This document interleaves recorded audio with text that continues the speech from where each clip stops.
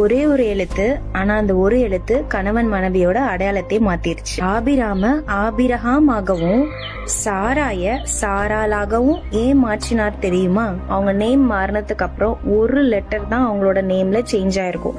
இங்கிலீஷ்ல அது நிறைய லெட்டர்ஸா வரும், பட் ஹீப்ரூல நம்ம பார்க்கும்போது அதுல ஒரே ஒரு லெட்டர் ஹே அப்படின்ற ஒரு லெட்டர் தான் சேஞ்ச் ஆயிருக்கும். இந்த ஹே அப்படின்ற எழுத்து தேவனுடைய நாமமாகிய யாவே அதுலயும் வருது. தேவன் அவங்களுடைய நேம மட்டும் மாத்தல, அவங்களுடைய அழைப்பு, அடையாளம், நோக்கத்தையும் மாற்றினார். நம்ம வாழ்க்கையிலும் அதேதான். சில நேரம் ஆசீர்வாதம் வர்றதுக்கு முன்னாடி தேவன் நம்ம அடையாளத்தையும் மாற்ற ஆரம்பிப்பார். அதனாலதான் சில மாற்றங்கள் வலிக்கலாம், ஆனா அந்த மாற்றம் பெரிய வாக்குத்தத்திற்கான ஆசீர்வாதமா கூட இருக்கலாம்.